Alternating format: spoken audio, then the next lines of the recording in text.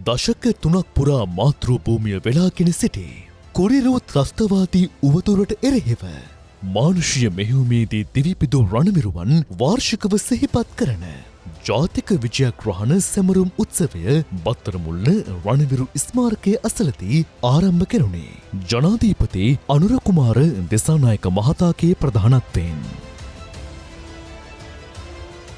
ජනාධිපතිතුමන් ප්‍රධාන සම්භාවනයන්ගේ පැමිණීමෙන් පසු ආබාධිත රණවිරුවන්, විශ්‍රාමික රණවිරුවන් සහ දෙවිපිදු රණවිරුවන්ගේ ඥාතීන් උත්සව භූමිය වෙත කැඳවාගෙන එනු ලැබුවා. සැමරුම් උත්සවය සඳහා ආරක්ෂක නියෝජ්‍ය අමාත්‍ය විශ්‍රාමික මේජර් ජෙනරාල් අනුර ජයසේකර, ආරක්ෂක ලේකම් විශ්‍රාමික එයා වයිස් මාර්ෂල් සම්පත් තුයකොන්තා, රණවිරු සේවා අධිකාරියේ සභාපති විශ්‍රාමික බ්‍රිගේඩියර් සෙනරත් කොහොන යන මහත්වරුන් සහ හිටපු ආරක්ෂක ප්‍රධානීන් සහ වත්මන් ත්‍රිවිධ හමුදාපතිවරුන් වැඩබලන පොලිස්පතිතුමන් ඇතුළු සම්භාවනීයන් පිරිසක් සහභාගී වී සිටියා. සර්ව ආගමික වතාවත් සිදු කිරීමෙන් අනතුරුව ජනාධිපති අනුර කුමාර දිසානායක මහතා විසින් සැමරුම් උත්සවය අමතනු ලැබුවා.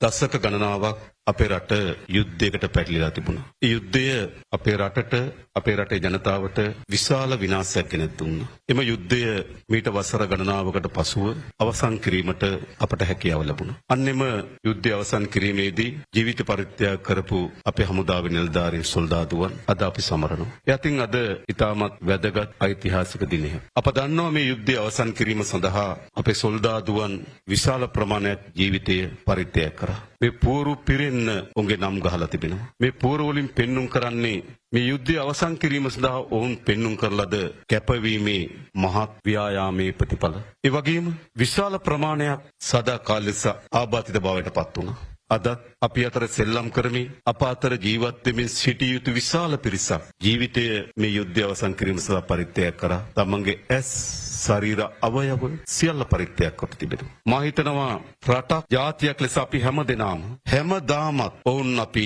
අනුස්මරණය කළ යුතුයි. අපි තුල සිහිත බගත යුතුයි. මේ රට හැමදාමත් ඔවුන්ට ණයගැති. රට වෙනුවෙන් දිවිපිදු රණවිරුවන් සිහිපත් කරමින් විනාඩි 2ක නිශ්ශබ්දතාවයක් පැවැත්වුණේ ඉන් අනතුරුවයි. ඉන් අනතුරුව රණවිරුවන් සිහිපත් කරමින් රණබිර වාදනය සිදු කෙරුණා.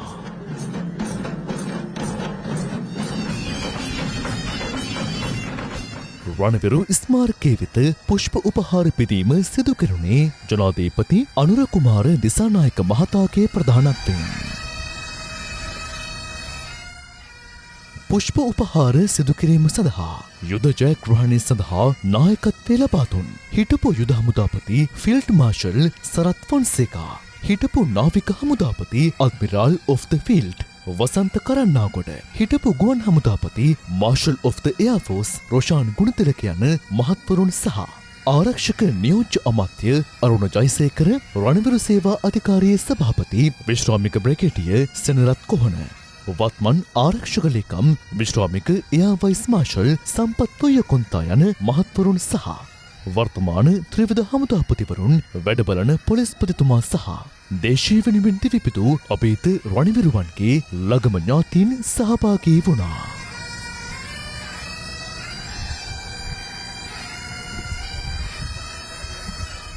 අනතුරුව හමුදා සම්ප්‍රදායානුකූලව සැමරුම් උත්සවය නිමාවට පත් වුණා.